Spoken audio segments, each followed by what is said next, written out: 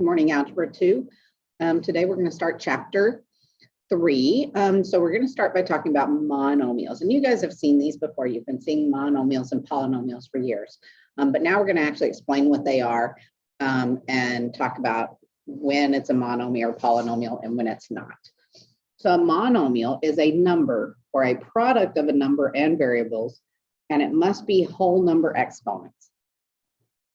So some examples of monomials would be 8 times x times y squared times z, the number -2, or x times y. Okay. Some things that are not a monomial is x plus y. The reason is there's no addition in monomials. 5 divided by x, you cannot have the x in the denominator or divide by a variable. The square root of x, you're never going to have a monomial that has a square root, cube root, fourth root of a variable. So then we have a polynomial. A polynomial is just a monomial. So any of these can also be categorized as polynomials. So it's like you say, I have a dog. Okay, well, my dog is a Cocker Spaniel. So I could either call it a Cocker Spaniel or a dog. Okay, so a monomial is a type of polynomial. But a polynomial is a monomial or the sum and difference of monomials. Each monomial in a polynomial is called a term.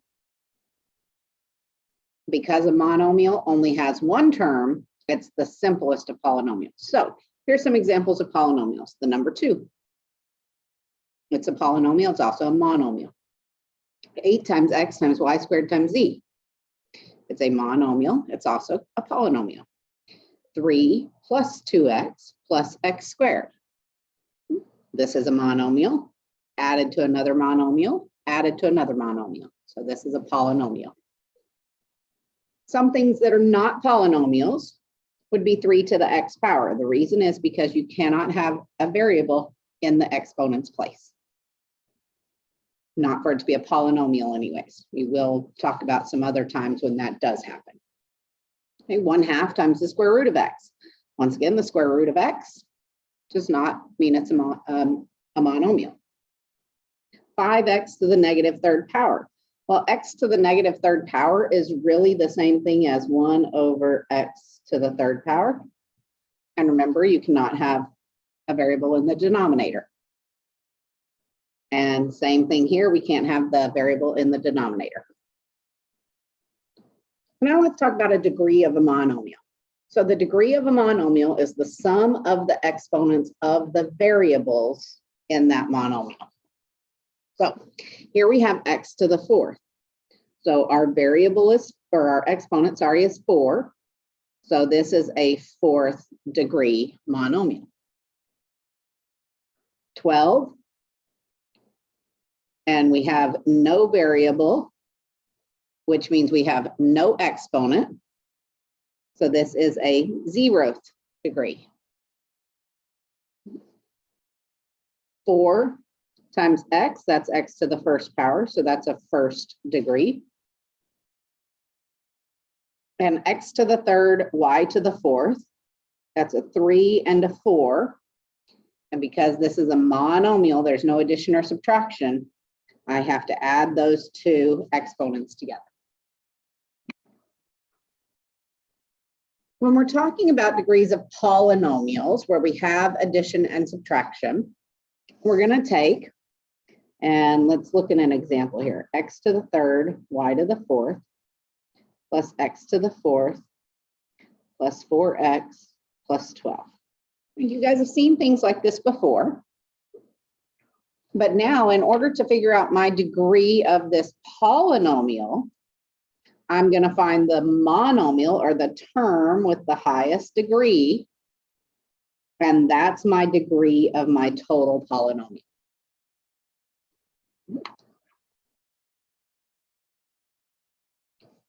So the degrees of polynomials is given by the term with the highest degree. Okay, so this one right here is a 7th degree.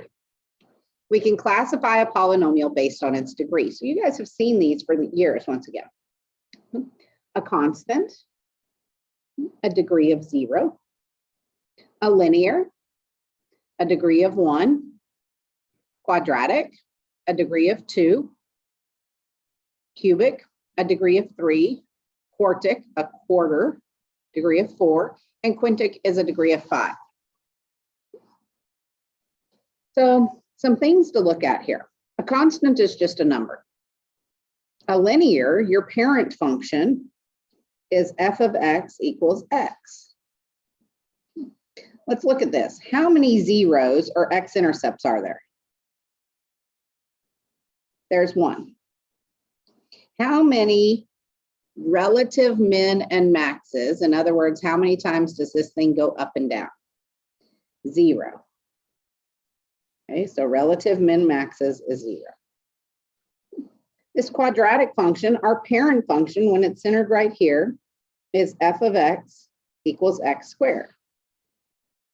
I'm going to move this just a little bit so you can see. How many x-intercepts are there here? There's 2. Right? In other words, how many times does it touch the x-axis? How many times does it have a minimum, a relative minimum or maximum? So it's only got 1 right down there at the vertex. Okay. Cubic function, f of x equals x to the 3rd. So that's a parent function that we've seen before. This one's a little exaggerated in the middle there. Okay, but how many times does it touch the x-axis? 3, so that means it has 3 x-intercepts. And how many min maxes does it have? It has 1, 2. A quartic has 4 x-intercepts and 3 min maxes. So, and then it keeps going on. So do you notice a pattern? So our x-intercept is the same as the highest degree or the degree of that polynomial. Our min maxes is 1 less than that degree. Okay, so that's going to come in really handy as we progress through this chapter to understand some of these things and see some of these relationships. Okay. Now, one thing that we almost always do is we write a polynomial in standard form. So standard form is when the term with the highest degree is written first and the remaining terms are written in descending order. So the one that you guys are most used to seeing is something like this.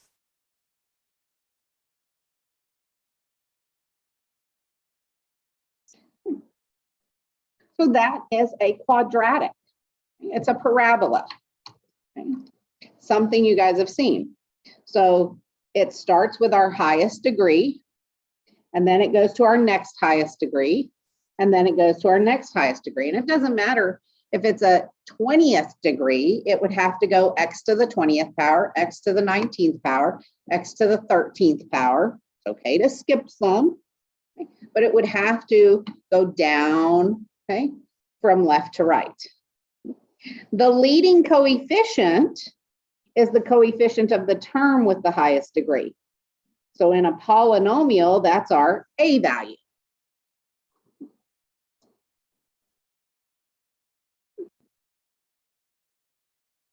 So let's talk about end behavior. So end behavior is when we're talking about what's happening at the end of a graph. So on one side and the other side. So the first thing I'm going to show you guys, and I'm going to show you guys your parent function, f of x equals x squared. So this is a parabola. Okay. Now let's take a look at some things.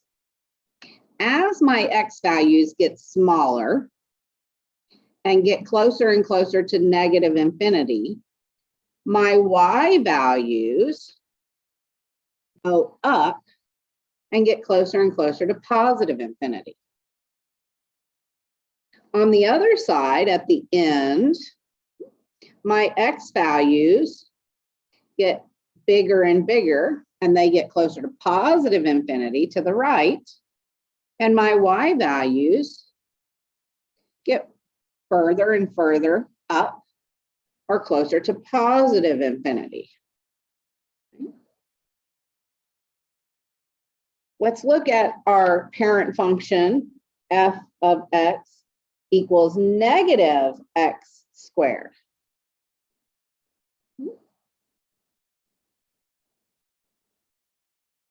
So as my x value gets closer and closer to negative infinity, my y value goes down and gets closer to negative infinity. As my x value gets closer and closer to positive infinity, my y value goes down and gets closer and closer to negative infinity. Now, the important thing to understand here is end behavior is what happens at the ends of graphs. We don't care what happens in the middle of graphs because we know that if this is a quartic function, it's going to have some minimums and maximums in it. But notice that it still ends and looks very similar to a parabola. So if you remember what your parabolas look like, you can easily figure out your even degree functions, okay, and their end behavior. So for a positive a value in an even degree function, such as f of x equals x squared, and that's just the most basic even degree. And so when you guys are trying to figure this out, you can think of, oh, it looks like an x squared, a parabola. Okay? It may have some stuff happening in the middle, but we don't care about that stuff. We're only looking at the ends. So as x goes towards negative infinity, that means as x goes this way, my y value goes up towards positive infinity. And that's what we just wrote down. As x goes to positive infinity, so as x goes this way, my y value goes up. The same thing for even degree function with a is less than 0 or a is a negative number, except now those two ends are pointing down. So as x goes to the left towards negative infinity, my y value also goes towards negative infinity. And as x goes towards the right, my y value goes down towards negative infinity. Okay, so that's what that says. This says, this arrow right here means goes to, approaches, gets close to. Okay. So now let's look at the odd degree function. So an odd degree function is very similar to your f of x equals x to the third parent function. So that looks something like this. But once again, an odd degree function might have some doo-wops in it, okay, but it's going to have an odd exponent. Okay? So even was x squared, x to the fourth, x to the 228th. Okay? This exponent here was even. An odd function is where your exponent is odd. So as x goes to negative infinity, my y value goes to negative infinity. As x goes to the right and gets closer and closer to positive infinity, my y value gets closer and closer to positive infinity. And then it's opposite when a is less than 0. So the way I like to remember odd functions, okay, even functions, I think of parabolas. Okay, odd functions, I like to remember that it ends in the way a is. So if a is greater than 0, in other words, if a is positive, my y value ends positive. If a is negative, my y value ends negative. Okay, and when I say ends, it's on the right-hand side. Otherwise, make sure that you know what your parent function of an x to the third looks like, and then you can figure it out because this is a positive x to the third. And if we do a negative x to the third, which is a reflection over the x-axis, then we have a graph that looks like this. So that's just a reflection over the x-axis. So let's go on ahead and let's look at a couple of problems and identify the leading coefficient, the degree, and the end behavior. So this first one, I want to make sure it's in standard form first. So it starts with my highest exponent and they get lower as I go. So that's good. So my degree on this is going to be my highest exponent or exponents in the leading term added together. So in this case, my leading term has an exponent of 4. So this would be a 4th degree or a quartic. My leading coefficient is my A value, or it's my number that's with my highest degree exponent, which in this case is a -1. Now I need to do my end behavior.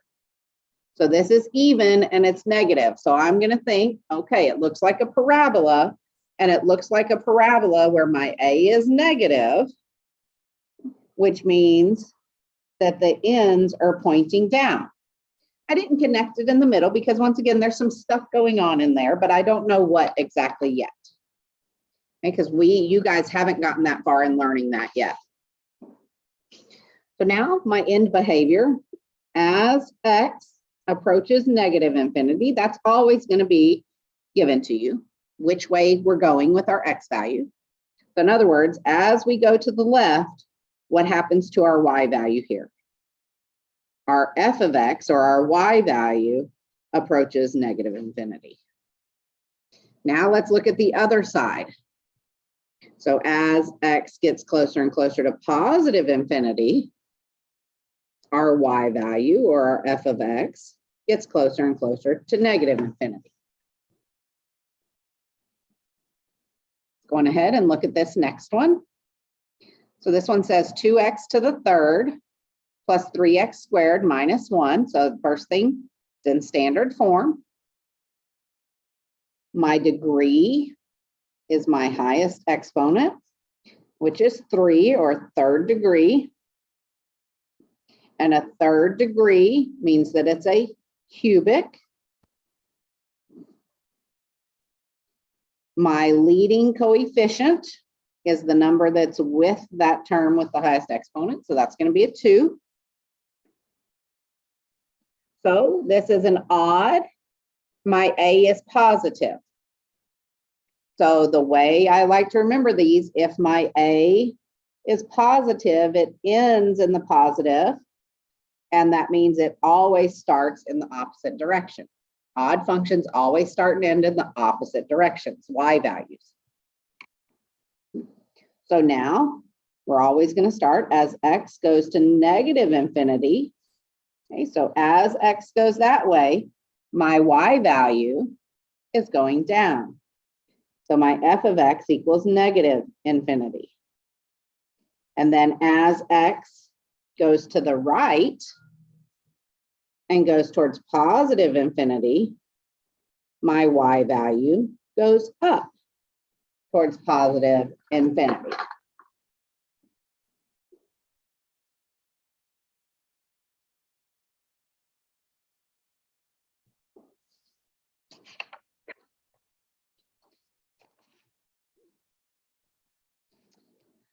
So this one says determine if the function is even or odd and if the leading coefficient is positive or negative. Okay.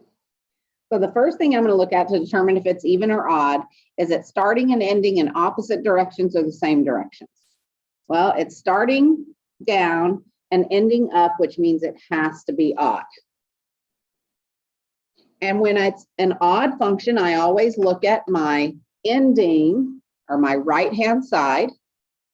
And I know that my leading coefficient ends or is the same sign as this is ending. So this is ending positive, which means my leading coefficient is positive.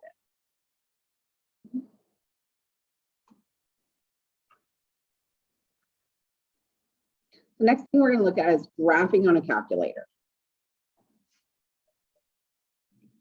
So we're going to graph each polynomial. We're going to describe the end behavior. We're going to describe the roots, the relative maximum and minimums, and increasing or decreasing intervals And we're also going to talk about the average rate of change. So let's start with this first one. So this first one says 2x to the third minus 3x. So I'm going to go, if I start this thing from the very beginning, I have to hit my y equals. And then it's going to be 2x to the third power minus 3x. From there, I'm going to go on ahead and hit graph. The very first thing I can look at is my end behavior. So as x approaches a positive infinity, in other words, as x goes to the right, my y values are going up. So my y values are approaching infinity. As x approaches negative infinity or goes to the left, my y values are going down to negative infinity. Now I need to find my roots and my relative maximums and minimums. My calculator will do all of this for me. So the first thing I'm going to do is I'm going to find my roots. So first off, this is a third degree polynomial, which means there have to be 3 roots. Okay, they can be real or imaginary, but there's got to be 3 of them. So looking at my graph, I see that it crosses my x-axis 1, 2, 3 times, which means there's going to be 3 real roots that we can write down on here. So the first thing I'm going to do, I'm going to get into this calculate menu. So anytime I say calculate, okay, we're going to hit second trace. So I've done that. And remember, another name for roots is x-intercepts or solutions or zeros. So since we're looking for our zeros, we're going to choose 0 and hit enter. Now this is really important. We're going to tell our graph where we want it to find a 0 at. And we need to tell it, and like, we have to bound it to where it finds it. We have to tell it we want to find a 0 between these 2 spots. So I always start left to right. Okay, so I'm looking for this 0 right here. So I'm going to go a little bit to the left of it using my left arrow key, okay, until it's a little to the left, and I'm going to hit enter. And you notice it puts an arrow up there. So it says, okay, I'm going to start looking for a 0 right here. Then I need to go a little to the right of it. Okay, don't go too far, because then you'll choose more than one 0 and say, okay, there's my other spot. So now what it's going to do is it's going to find the 0, or the spot where this graph touches the x-axis between these 2 arrows we just pointed. Okay, so now it says, do you want me to guess? So I'm going to go on ahead and choose enter. And it's given me my first 0, and it even moves the cursor to it. So my first root is x equals negative 1.2.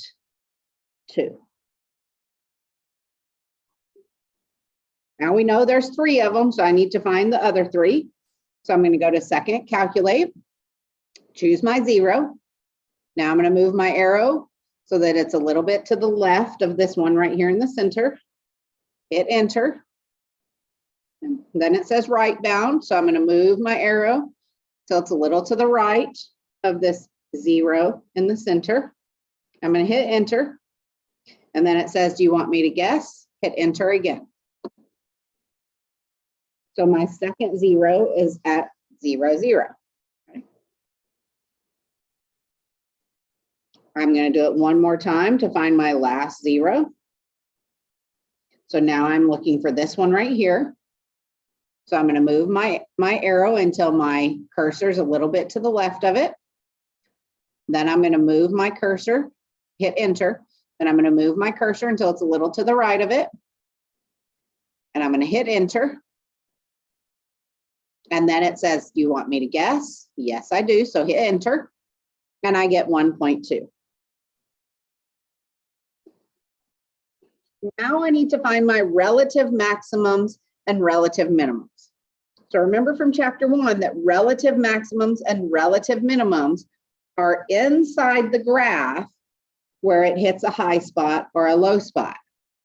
So this graph is a cubic. So a cubic, it's got a degree of 3, which means there's going to be 2 relative maxima or minima. So in this case, it has 1 maxima and 1 relative minima. So we're going to do the same thing we've done to find the zeros. We're going to go into the calculate menu. So second, trace. I always start on the left. So on the furthest left, I saw there was a maximum, okay, because it's a high point on my graph. Same thing we did for our zeros. We need to go a little to the left of it and hit enter. And then we need to use our arrows and go a little to the right of it and hit enter. And then we want it to guess where that maximum is located. So that coordinate where that relative maximum is negative 0.71 and 1.4.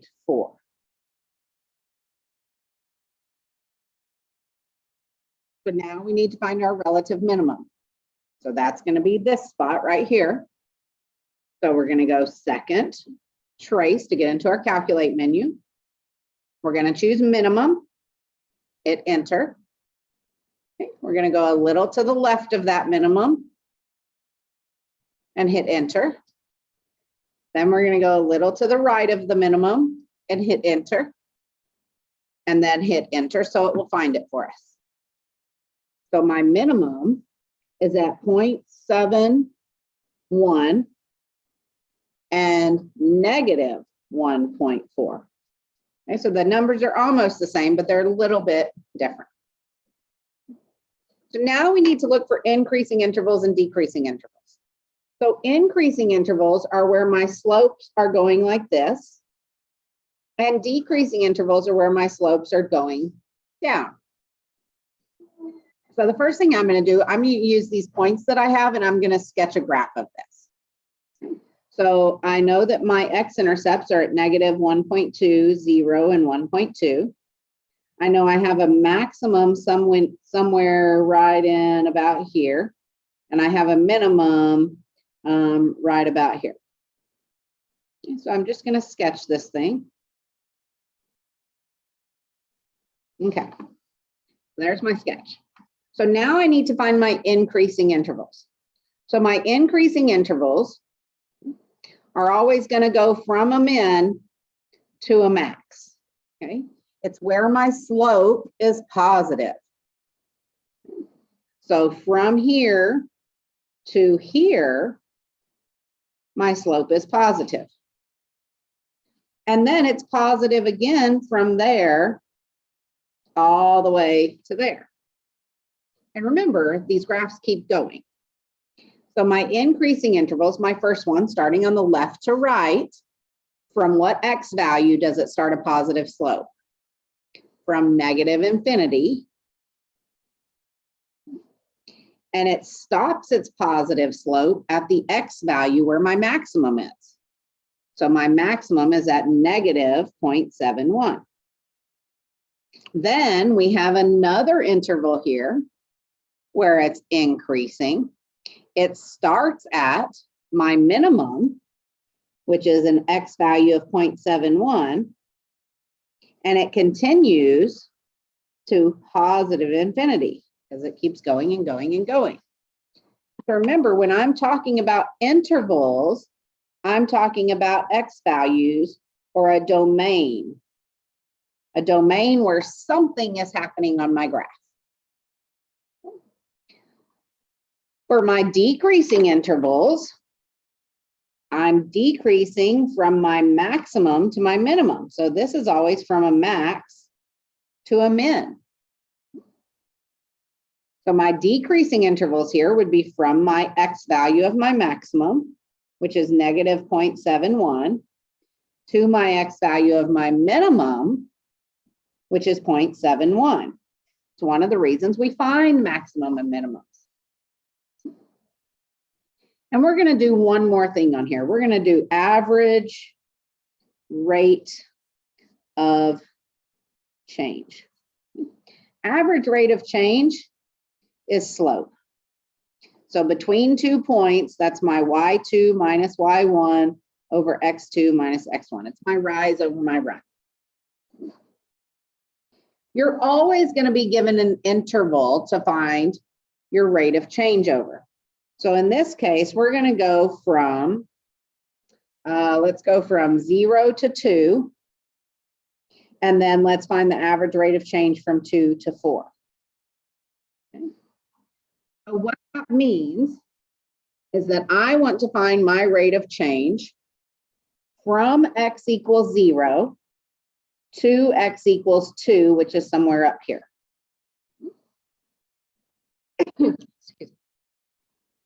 So we're not looking for anything from here that's on this graph. We're just looking for, if we were to draw a line from this x value on the graph to this x value on the graph, what would my rise over my run be? So I need those two coordinates then. So I need a coordinate where x equals 0 and where x equals 2.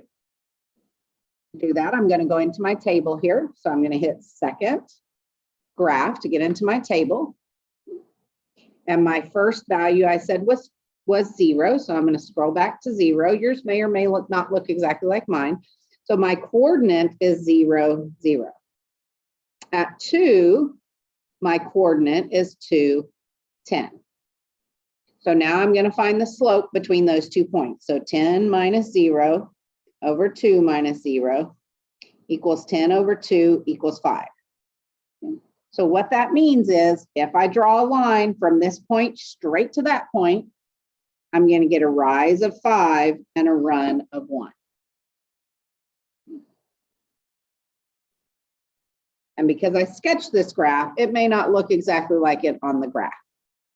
Okay, that's why we do it with our calculator, because it's more exact.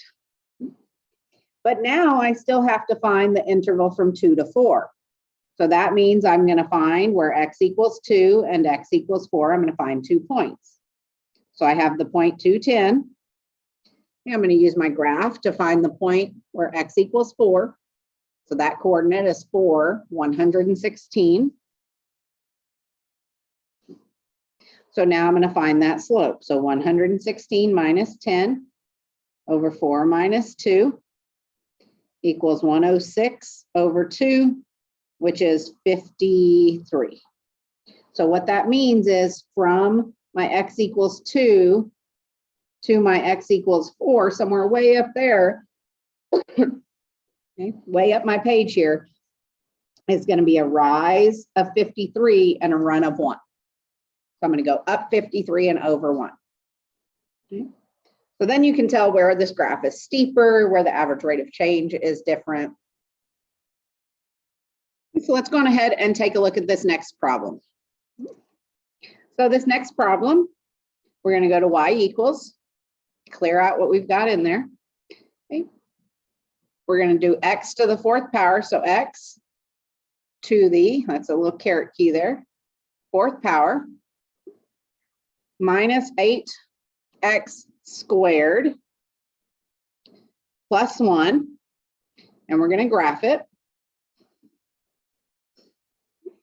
So looking at this, as x approaches negative, or it says here positive infinity first. So as x goes to the right, my y value is going up towards positive infinity. As x goes to the left and approaches negative infinity, my y value is going up towards positive infinity. The next step is going to be to find my roots.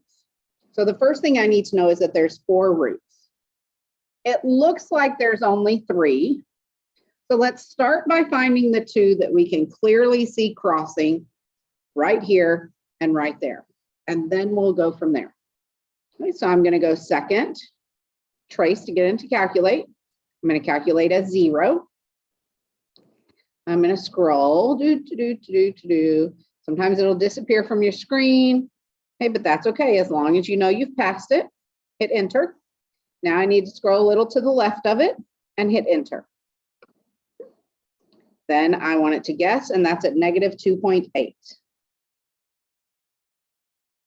But Miss Nilsson, that y value isn't 0. Well, 1e to the negative 12th, your calculator is trying to be super exact, right? And it's a calculator. It's not always 100%, but it's pretty close. 1e to the negative 12 means that you have 1, and then you have 1, 2, 3, 4, 5, 6, 12. Okay? 12 times your decimal moves over, which means that it's super close to 0. Okay? So on your calculator, if you see something that says e to the negative 5th, e to the negative 6th, e to the negative 12th, that's super close to 0. That's good enough. So now let's go ahead and let's find your next one. So I'm going to go find my zeros. And once again, I'm going to go to this one now. Okay, I'm skipping the one in the middle for now.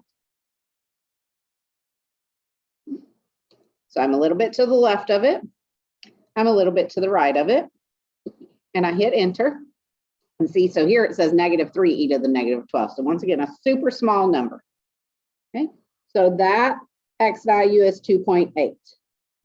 Once again, because that's a 4, I have to have 4 x values. Imaginary numbers always come in pairs. So I know there's one more right there. So chances are that probably goes up and comes back down, and I just can't see it right here. So if you're ever unsure, or it looks like there might be more than one at a spot, you need to zoom in. So I'm going to go to zoom, and I'm just going to zoom in, hit enter.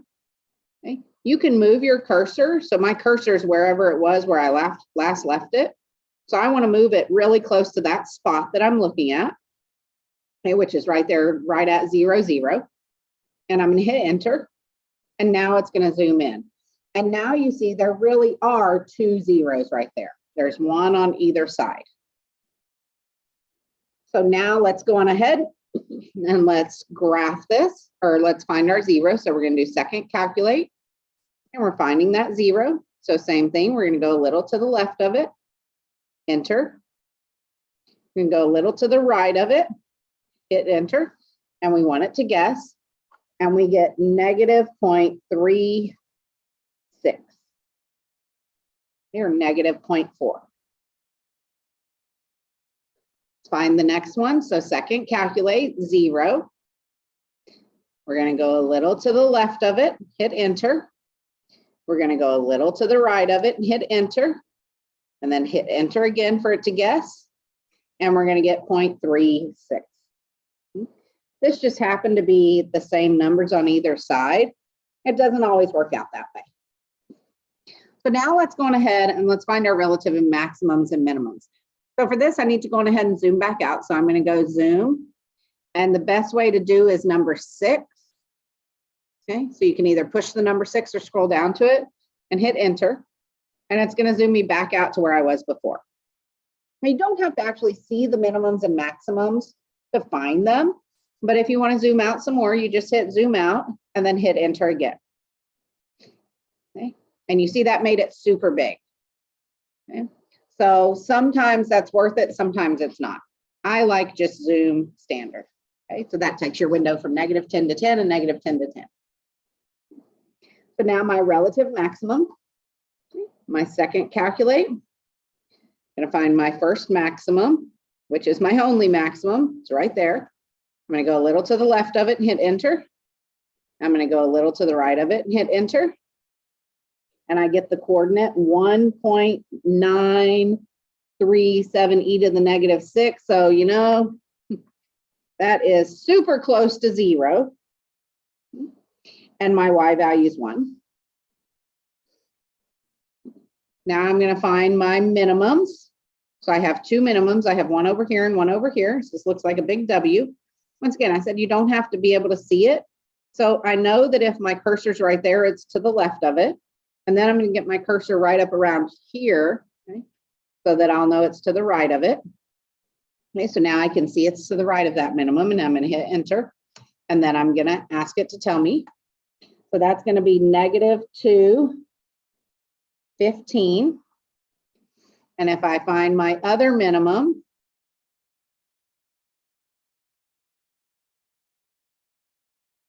enter a little to the left of it, get where I can see my cursor on the right of it over here. I can see my cursor, hit enter, and that's going to give me the coordinate 2, 15. Sorry, 2, negative 15. Okay. So now my increasing interval. So remember, okay, well, let's go ahead and sketch the graph of this. So 0, 1, it's going to pass through zeros there at negative almost 3 and at almost positive 3. Okay, and then 2, negative 15, so somewhere down here and somewhere down here. So it's going to come down here and then it's going to come back up. And it's going to come back here and it's going to come back up. Okay. So, and you can go on ahead and connect these down here, okay, so that you kind of know what it looks like. So our increasing intervals, that's where our slope is positive. So from minimums to maximums is where our slope is always positive. So our increasing intervals is going to go from this minimum, our x value, which is negative 2, to our x value of our maximum, which is 0. And then it's going to go from our minimum again, which is 2, to our maximum, which is infinity. My decreasing interval is always going to go from a maximum to a minimum. So from the left, it's going to start at negative infinity until it gets to the x value, negative 2. And then it's going to start up here at 0 until it gets to an x value of positive 2. So this is stuff that you've seen before. You saw it in chapter 1. We're going to be using it a lot more. And so please make sure that you understand it and that you practice it. And have a great, great day.